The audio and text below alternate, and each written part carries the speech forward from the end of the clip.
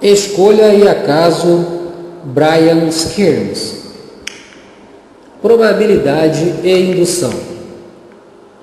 1.1 Introdução. Quase todos sabem que a lógica está associada ao raciocínio correto e à formulação de argumentos convincentes. Muitos não ignoram que a lógica tem dois ramos principais, a lógica indutiva e a lógica dedutiva. Um número menor de pessoas sabe que a lógica indutiva está de algum modo ligada à noção de probabilidade. Sem embargo, é geral a aceitação de informes errôneos, como é geral a ignorância quando se trata de caracterizar de modo preciso a lógica ou a diferença entre a lógica dedutiva e a indutiva, ou quando se trata de discutir o tipo de relação que a lógica indutiva mantém com a probabilidade. Essas questões só podem ser adequadamente abordadas depois de se estudar com empenho a lógica. Não obstante, podem receber aqui respostas provisórias que hão de permitir uma visão geral das dificuldades em pauta, facilitando ao estudante o início de seus contatos com a lógica indutiva. 1.2 Argumentos. O vocábulo argumento é empregado com diversas finalidades. Diz-se que duas pessoas argumentam, que uma pessoa defende um ponto de vista com um dado argumento ou que o valor de uma função matemática depende de dois valores dos seus argumentos. Para a lógica, um dos vários sentidos da palavra é escolhido e ganha contornos definidos. Quando se diz que uma pessoa argumenta, pensa-se no fato de que essa pessoa apresenta certas razões que visam a persuadir-nos da correção de suas afirmações. Chamemos conclusão a afirmativa que é defendida e chamemos premissas do argumento as razões apresentadas. Abandonando a situação concreta, ou seja, esquecendo que há uma pessoa que procura convencer outras e encarando em toda a sua nudez essa maneira de conceber o argumento, chegamos à seguinte definição: um argumento é uma coleção de sentenças em que uma é indicada como conclusão e as demais são indicadas como premissas do argumento em pauta. Examinando o assunto com mais cautela, notamos que a definição não é satisfatória. Indagações, comandos e exclamações podem ser expressas por meio de sentenças. Mas tais sentenças não encerram asserções de ordem factual e não podem assumir o status de razões oferecidas em apoio de asserções de ordem factual. Imagine-se que alguém diga o seguinte: o goleiro do clube X acaba de quebrar as pernas e os braços. O zagueiro está com glaucoma e todos os atacantes estão com pneumonia e os médicos volantes foram expulsos do clube. Logo, o clube X não pode vencer o jogo. Esse alguém está claramente apresentando o argumento em favor da ideia de que o clube em questão está impossibilitado de vencer um jogo. De outra parte, imagine-se uma pessoa a dizer: como vai, sua irmã? Fique de pé sobre a mesa. Raios o partam. Essa pessoa, seja o que for, o que realmente esteja fazendo, não está apresentando um argumento, isto é, não está apresentando evidência em favor da asserção factual. Chamemos enunciado a sentença que engloba uma asserção factual definida. Eis alguns enunciados. Aníbal atravessou os Alpes.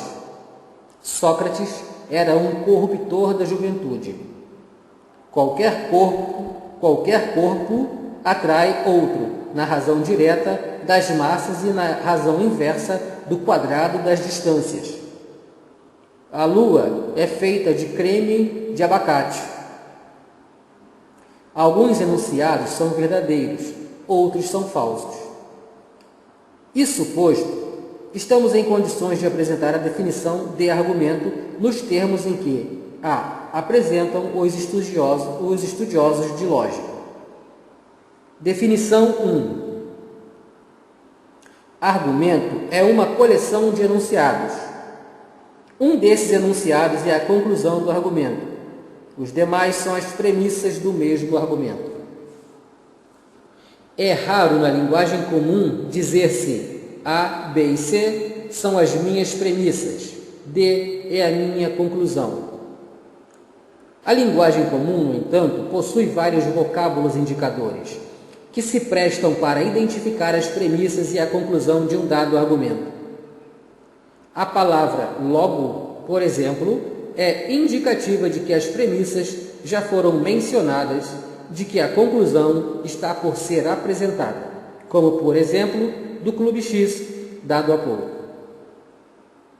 Expressões como assim, em consequência, portanto, segue-se que, pode-se concluir que, etc., são usadas em condições semelhantes. No discurso ordinário, a conclusão pode apresentar-se em primeiro lugar, seguindo-se as premissas que a apoiam. Quando isso acontece, os vocábulos indicadores são diversos. Considere-se o seguinte argumento: Sócrates é, no fundo, um egoísta. Aqui, a conclusão surge em primeiro lugar e a palavra porquanto indica o fato de que as razões em apoio da conclusão vêm a seguir. Palavras como porquanto, pois, porque e expressões como em vista de, em virtude de, notando que, etc., são empregadas com um propósito análogo. É preciso notar, porém, que há ocasiões em que tais palavras ou expressões são empregadas ainda que a conclusão apareça no final. São empregadas ainda que a conclusão apareça no final, após as premissas, como se dá, por exemplo, em notando que todos os homens são, no fundo, egoístas e que Sócrates é homem, Sócrates é, no fundo, egoísta. Essas são as maneiras comuns de apresentar argumentos, mas existem numerosas outras, tornando-se impraticável uma catalogação exaustiva. Sem embargo, não deve ser difícil a identificação de premissas e de conclusões de argumentos, depois de salientar que a conclusão enuncia o ponto a defender e as premissas enunciam as razões oferecidas em favor da conclusão. Uma vez que, para a lógica, a clareza tem mais importância do que o estilo, um método padronizado de formular argumentos, indicando os enunciados que são premissas e o enunciado que é conclusão, deve ser preferido. Nós adotaremos a prática de apresentar um argumento na chamada forma lógica padrão, escrevendo as premissas, passando um traço sobre elas e, a seguir, escrevendo a conclusão. Exemplificando o argumento, Deodoro não era um escoteiro porque não sabia dar o nó duplo, e todos os escoteiros sabem dar nós duplos. Seria posto em forma lógica padrão como segue: Deodoro não sabia dar nó duplo. Todos os escoteiros sabem dar nó duplo. Deodoro não era escoteiro.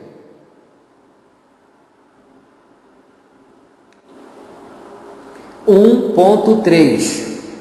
Lógica. Ao analisar um argumento, dois aspectos nos interessam. As premissas são verdadeiras? Admitindo que as premissas sejam verdadeiras, que tipo de apoio elas dão à conclusão? O primeiro aspecto é, obviamente, de capital importância. O argumento: todos os estudantes universitários são muito inteligentes, pois todos os estudantes universitários são loucos e todos os loucos são muito inteligentes. Não é muito convincente, precisamente porque é de conhecimento geral que as premissas são falsas. Embora de capital importância, o item 1 não está nas cogitações do estudioso de lógica, não é tarefa sua ajuizar da verdade ou falsidade das premissas de um argumento. Com efeito, qualquer enunciado pode ser chamado a desempenhar o papel de premissa de algum argumento, e os estudiosos de lógica não dominam toda a gama de conhecimentos humanos. Se as premissas de um dado argumento referem-se à estrutura do átomo de carbono, a verdade dessas premissas pode ser muito melhor apreciada por um físico do que por um lógico. Se as premissas referem-se a um dado processo que é responsável pelo mimetismo do camaleão, a verdade dessas premissas será investigada pelo biologista e não pelos estudiosos de lógica. O item 2. Entretanto, é a matéria-prima com que trabalha a lógica. Admitindo a veracidade das premissas, segue-se que é verdadeira a conclusão? As premissas constituem evidência ponderável, embora não conclusiva, da viabilidade da conclusão? Fornecem as premissas alguma evidência para a conclusão? Essas são as questões com que se preocupa a lógica. Definição 2. Lógica é o estudo da força em termos de evidência com que se ligam as premissas à conclusão de argumentos. Em alguns casos, o liame entre as premissas e a conclusão é o mais forte possível, visto que a verdade das premissas assegura a verdade da conclusão. Considere o seguinte argumento: nenhum ateniense jamais se excedeu na bebida. Alcebíades era ateniense. Logo, Alcebíades jamais se excedeu na bebida. Admitindo que as premissas nenhum ateniense jamais se excedeu na bebida e Alcebíades era ateniense são verdadeiras, estamos obrigados a admitir a verdade da conclusão: Alcebíades jamais se excedeu na bebida. Porque não há maneira de tornar falsa uma conclusão se as premissas são verdadeiras. Disse em tal caso que a verdade das premissas assegura a verdade da conclusão e que o liame em termos de evidência entre as premissas e a conclusão é o mais forte possível. Isso não se altera pelo fato de serem falsas tanto a primeira premissa quanto a própria conclusão. O que importa para ajuizar a força do liame é que, se as premissas fossem verdadeiras, a conclusão também teria de ser verdadeira. Em outros casos, a ligação entre as premissas e a conclusão não é tão forte, ainda que as premissas apresentem algum apoio para a conclusão. As premissas oferecem, algumas vezes, forte evidência para a conclusão, outras vezes oferecem fraca evidência para a conclusão. No argumento seguinte, a verdade das premissas não assegura a verdade da conclusão, mas o liame entre as premissas e a conclusão, em termos de evidência oferecida, é bastante forte. Black confessou haver morto White. O Dr. Zed assinou a declaração em que afirma ter presenciado o acontecimento, vendo Black atirar em White. Grande número de pessoas ouviu White murmurar ao desfalecer: Black é o responsável. Logo, Black matou White. Embora as premissas constituam forte evidência para a conclusão, sabemos que a verdade das premissas não assegura a verdade desta mesma conclusão. Com efeito, é possível imaginar circunstâncias em que as premissas fossem verdadeiras, mas falsa a conclusão. Para ilustrar, imagine-se que Black fosse louco e que confessasse a autoria de qualquer crime de que tivesse notícia, embora o fato fosse desconhecido de seus vizinhos. O Dr. Zed, psicanalista de White, não ignorava a reação usual de seu cliente. Contudo, levado por intenções pouco recomendáveis, o médico deliberou eliminar White, acusando Black. Por sugestão hipnótica, o doutor convenceu White de que Black, instigado pelos seus impulsos homicidas, viria matá-lo.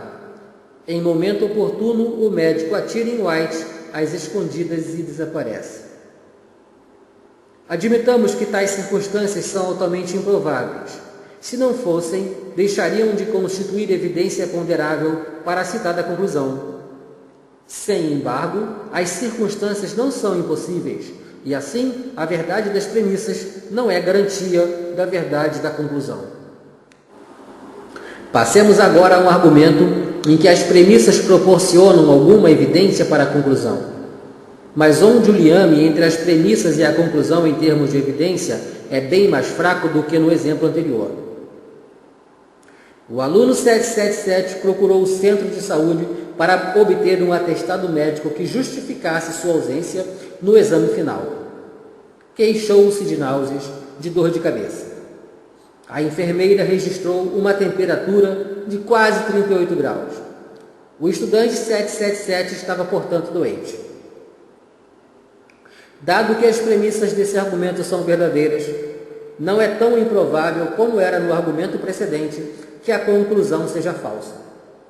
Consequentemente, o argumento é mais fraco do que o anterior, embora não inteiramente destituído de mérito. Vê-se, pois, que os argumentos podem ter vários graus de força. Quando as premissas encerram uma evidência absolutamente favorável para a conclusão, isto é, quando a verdade das premissas garante a verdade da conclusão, temos o argumento do tipo mais convincente possível. Entre os argumentos de máxima força e os de mínima força, aqueles em que as premissas são inteiramente relevantes para a conclusão, há toda uma variedade de argumentos de força intermediária. Lógica indutiva e lógica dedutiva. Quando um argumento é de tal ordem que a verdade das premissas assegura a verdade da conclusão, diz-se que é dedutivamente válido ou legítimo. Quando um argumento não é dedutivamente válido, mas as premissas, apesar disso, constituem boa evidência em favor da conclusão, diz-se que é indutivamente forte. A força de tal argumento depende de quanto as premissas apoiam em termos de evidência, fornecida à conclusão do argumento. Utilizando a mesma linha de pensamento seguida na seção anterior, os dois conceitos podem ser definidos de modo mais preciso como segue. Definição 3. Um argumento é dedutivamente válido se, e se somente se, é impossível que sua conclusão seja falsa, quando as premissas são verdadeiras. Definição 4. Um argumento é indutivamente forte se, e somente se, é improvável que sua conclusão seja falsa quando suas premissas são verdadeiras. E o argumento, além disso, não é dedutivamente válido. O grau de força indutiva depende de quão improvável é a possibilidade de ser falsa a conclusão quando as premissas são verdadeiras. O sentido de impossível na definição 3 requer alguns comentários. É impossível para mim voar pela sala, batendo os braços. Tem-se aqui a chamada impossibilidade física, mas não é a impossibilidade física o que se tem em mente ao apresentar a definição 3. Considere-se o seguinte argumento. George é um homem. George tem 100 anos de idade. George sofre de artrite. George não poderá correr 1 quilômetro amanhã em 4 minutos, embora seja impossível fisicamente ser falsa a conclusão nesse argumento, isto é, George correrá 1 quilômetro amanhã em 4 minutos. Supondo verdadeiras as premissas, o argumento não é dedutivamente válido, mesmo que bastante convincente. A fim de deixar explícito o sentido da impossibilidade a que alude a definição de validade dedutiva, considere-se este outro argumento que é dedutivamente válido. Nenhum apreciador de bons pratos gosta de creme de aspargos com molho de chocolate. Antônio gosta de creme de aspargos com molho de chocolate. Antônio não é um apreciador de bons pratos. Neste caso, é impossível, em um sentido mais forte, que chamaremos lógico, para dizer logicamente impossível, ter conclusão falsa e premissas verdadeiras. De que a impossibilidade se trata? Para que a conclusão fosse verdadeira, Antônio deveria ser um apreciador de bons pratos. Para que a segunda fosse verdadeira, ele deveria gostar de creme de aspargos com molho de chocolate. Mas para que a primeira premissa fosse verdadeira, ninguém poderia estar em tais circunstâncias. Consequentemente, admitir a falsidade da conclusão equivale a contraditar as asserções feitas nas premissas.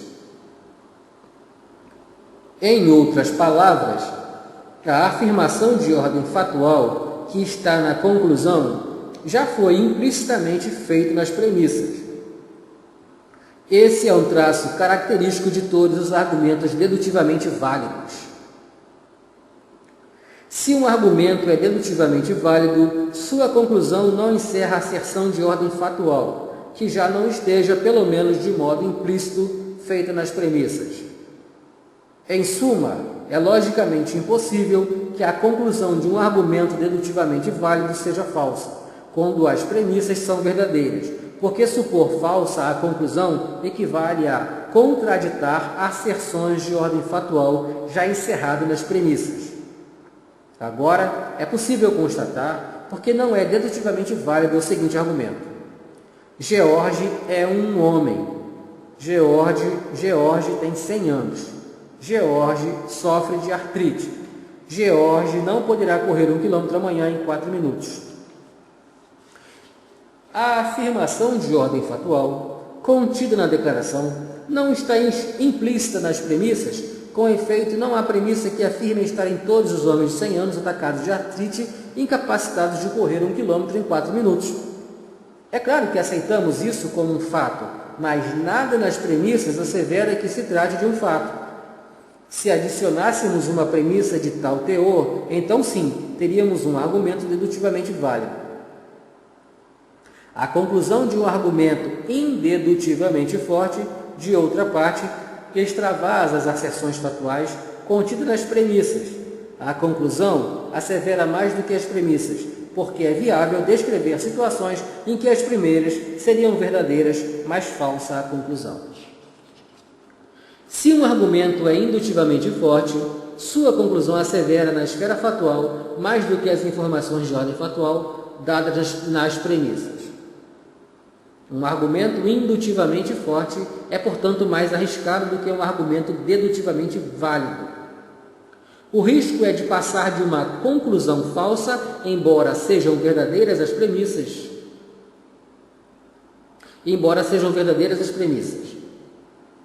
Esse, no entanto, é o preço que se deve pagar para colher a vantagem que os argumentos indutivamente fortes têm sobre os dedutivamente válidos. A vantagem de possibilitar a descoberta e a previsão de novos fatos com base em fatos conhecidos. A definição 4 dizia que é um argumento indutivamente forte e somente se, satisfaz as duas condições. É improvável que a conclusão seja falsa quando as premissas são verdadeiras. 2. O argumento não é dedutivamente válido. A condição 2 precisa ser acrescentada, porquanto todos os argumentos dedutivamente válidos satisfazem a condição 1. É impossível que a conclusão de um argumento dedutivamente válido seja falsa, quando as premissas desse argumento são verdadeiras, de modo que a probabilidade da conclusão ser falsa, quando as premissas são verdadeiras, é igual a zero.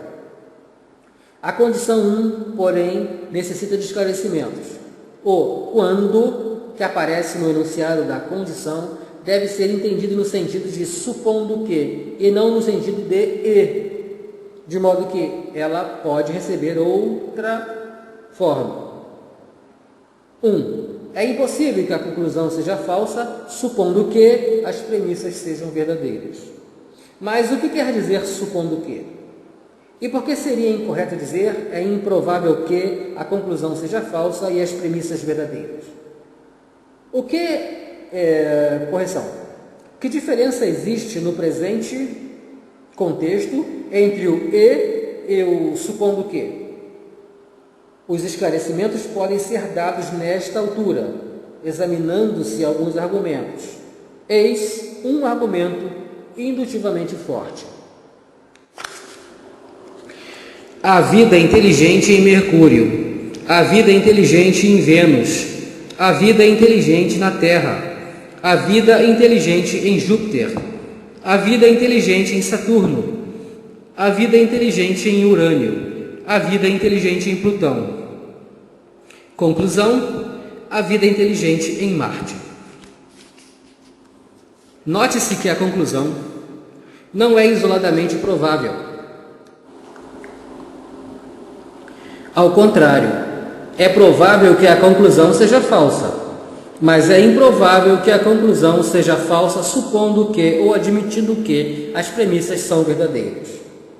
Em outras palavras, se as premissas fossem verdadeiras, então com base nessas informações seria provável a verdade da conclusão e, pois, improvável a falsidade da conclusão.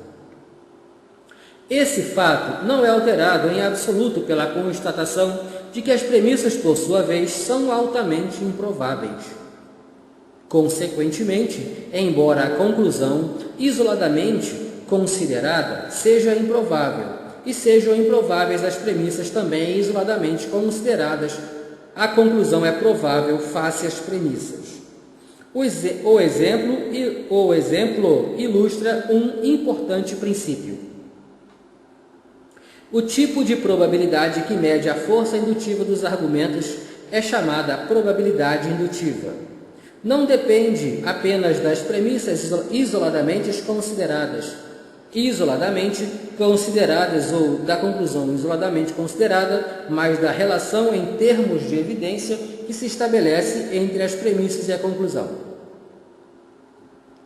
É de supor que se haja a esta altura compreendido, pelo menos intuitivamente, o que se pretende dizer com o nosso quando e cognatos ou expressões do mesmo teor, empregado nas definições. Vejamos em seguida por que se torna incorreto substituir o quando por e, para dizer que um argumento é indutivamente forte se, e se somente se, é improvável que sua conclusão seja falsa e suas premissas sejam verdadeiras, não sendo o argumento dedutivamente válido. Considere-se o argumento seguinte, que não é indutivamente forte. Há um homem no Paraná que tem 2.000 anos de idade. Há um homem no Paraná que tem 2.000 anos de idade e 3 cabeças. É bem provável que a conclusão seja falsa, admitindo que a premissa seja verdadeira. Supondo que exista um homem de 2.000 anos de idade no Paraná, é muito provável supor que ele só tenha uma cabeça. O argumento, por conseguinte, não é indutivamente forte. Todavia, é improvável que a conclusão seja falsa e verdadeira a premissa. Para que a conclusão fosse falsa e a verdadeira premissa, seria preciso que existisse um homem de 2.000 anos de idade no Paraná que não tivesse 3 cabeças. E é muito improvável que exista qualquer homem de 2.000 anos no Paraná. É improvável que a conclusão seja falsa e a premissa verdadeira, portanto, simplesmente porque é improvável que a premissa seja verdadeira. Percebemos agora que a força indutiva dos argumentos não pode depender apenas das premissas, pois embora seja improvável que a conclusão seja falsa e as premissas sejam verdadeiras, é provável que a conclusão seja falsa, admitindo que as premissas são verdadeiras e o argumento não é indutivamente forte. Um argumento pode apresentar a seguinte característica: é improvável que as premissas sejam verdadeiras e falsa a conclusão, simplesmente porque é improvável que a conclusão seja falsa, ou seja, porque é provável que a conclusão seja verdadeira. É importante notar que tais condições não asseguram um caráter indutivamente forte para o argumento. Considere-se o seguinte exemplo de argumento que tem a conclusão provável, mas que não é indutivamente forte.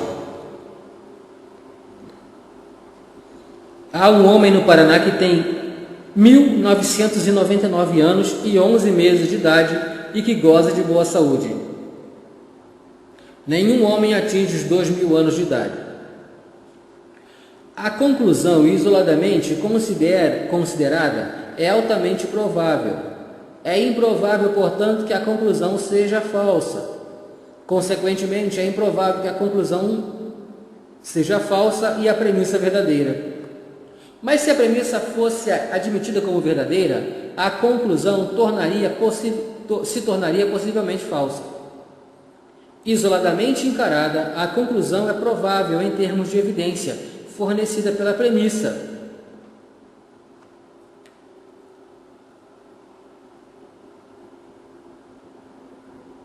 Correção. Isoladamente encarada, a conclusão é provável. Em termos da evidência fornecida pela premissa, não o é. Os pontos essenciais dessa discussão em torno da força indutiva podem ser assim sumariados. A probabilidade indutiva de um argumento é a probabilidade de que sua conclusão seja verdadeira, supondo verdadeiras as premissas. A probabilidade indutiva de um argumento é determinada pela relação em termos de evidência que existe entre as premissas e a conclusão, não pela possibilidade de ser verdadeira a conclusão isoladamente considerada, nem pela possibilidade de serem verdadeiras as premissas encaradas isoladamente. 3. Um argumento é indutivamente forte se, e somente se, sua probabilidade indutiva é elevada ou ele não pode ser dedutivamente válido. Definimos a lógica, dando-a como estudo da força de relação em termos de evidência, que existe entre premissas e conclusões de argumentos. Vimos que há duas formas de avaliar a força desse tipo de liame entre premissas e conclusões: a validade dedutiva e a força indutiva. Do mesmo modo, há duas ramificações da lógica: a lógica dedutiva e a lógica indutiva. A lógica dedutiva examina testes de validade dedutiva, isto é, regras que decidem da validade dedutiva de um argumento e regras para a formulação de argumentos dedutivamente válidos. A lógica indutiva examina testes destinados a medir a probabilidade indutiva e, em consequência, a força indutiva dos argumentos, bem como as regras para a elaboração de argumentos indutivamente fortes. Alguns livros sugerem que existem dois tipos de argumentos: os dedutivos e os indutivos, cabendo à lógica dedutiva o exame dos primeiros e à lógica indutiva o exame dos outros. Em outras palavras, sugerem a classificação seguinte, apoiada na hipótese de que todos os argumentos são de uma das duas categorias: argumentos dedutivos, bons, maus, válidos, não válidos, fortes ou fracos. Argumentos dedutivos, bons, maus, válidos, não válidos. Argumentos indutivos, fortes ou fracos. Isso, porém, não é satisfatório, como tivemos oportunidade de ver, porquanto todos os argumentos indutivamente fortes não são válidos do ponto de vista dedutivo. Mas correto é considerar os argumentos por ordem de força decrescente como segue: Argumentos dedutivamente válidos, grau de força indutiva, destituídos de valor. O geral e o específico. Um dos erros mais comuns no campo da lógica é o de supor que os argumentos dedutivos partem do geral para o específico, e que os argumentos partem do específico para o geral. Isso é absurdo porque, como já vimos, os argumentos não se distribuem em duas categorias, os dedutivos e os indutivos. Não se daria que todos os argumentos dedutivamente válidos partem do geral para o particular, e que todos os argumentos indutivamente fortes partem do particular para o geral. Isso não é absurdo, é simplesmente errôneo. Há argumentos dedutivamente válidos que partem do geral para o geral. Todos os gorilas são macacos. Todos os macacos são mamíferos. Todos os gorilas são mamíferos. Do particular para o particular. Ezequiel é um lobo. Ezequiel tem cauda. A cauda de Ezequiel é de lobo. Do particular para o geral. 1 é número de sorte. 3 é número de sorte. 5 é número de sorte. 7 é número de sorte. 9 é número de sorte. Todos os números ímpares de 0 a 10 são de sorte. De modo análogo, os argumentos indutivamente fortes não se distribuem numa só categoria, com premissas particulares e conclusão geral. Os argumentos, por analogia, partem do particular para o particular e, embora sejam frequentemente usados de maneira inadequada, podem adquirir, em muitos casos, grande força. Eis um exemplo de argumento forte por analogia. O veículo A é um autocar 66 e o veículo B é um autocar 66. O veículo A tem motor Super ZAS e o veículo B tem um motor Super ZAS. O motor do veículo A está em perfeitas condições e o motor do veículo B está em perfeitas condições. Os dois veículos têm o mesmo tipo de transmissão e atingem a mesma velocidade limite. A velocidade máxima de A é superior a 200 km.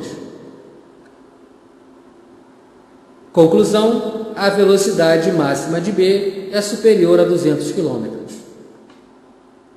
As premissas de 1 a 4 estabelecem a analogia, ou seja, descrevem as similaridades pertinentes entre os veículos A e B, que tornam razoável a suposição de que ambos tenham a mesma velocidade máxima e, em consequência, autorizam a passagem da premissa número 5 para a conclusão.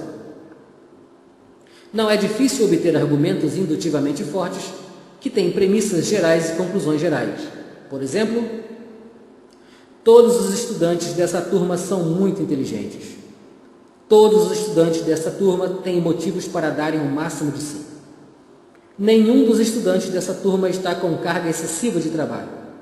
Nenhum dos estudantes desta turma enfrenta dificuldades de ordem psicológica passíveis de interferir com a atividade escolar. Conclusão: todos os estudantes desta turma serão aprovados. Argumentos indutivamente fortes com premissas gerais e conclusões gerais desempenham um importante papel na ciência. As leis de Newton, por exemplo, foram confirmadas porque abrangiam tanto as leis de Galileu a propósito da queda dos corpos, como as leis de Kepler, relativas aos movimentos dos planetas. De maneira aproximada, podemos referir o argumento que dá apoio às leis de Newton associadas ao movimento. Todos os corpos caem livremente nas proximidades da superfície da Terra. Correção? Todos os corpos que caem livremente nas proximidades da superfície da Terra obedecem às leis de Galileu. Todos os planetas obedecem às leis de Kepler. Conclusão: todos os objetos materiais obedecem às leis de Newton. Exemplifiquemos agora um argumento indutivamente forte com premissa geral e conclusão particular. Foram verdes todas as esmeraldas até agora encontradas. Será verde a próxima esmeralda a ser encontrada. Usam-se frequentemente argumentos desse tipo quando se fazem generalizações com base na experiência passada para prever um particular acontecimento pendente. Dessa maneira, a diferença entre argumentos indutivamente fortes e dedutivamente válidos não se encontra na generalidade ou particularidade de premissas e as conclusões, mas, antes, nas definições de validade dedutiva e de força indutiva.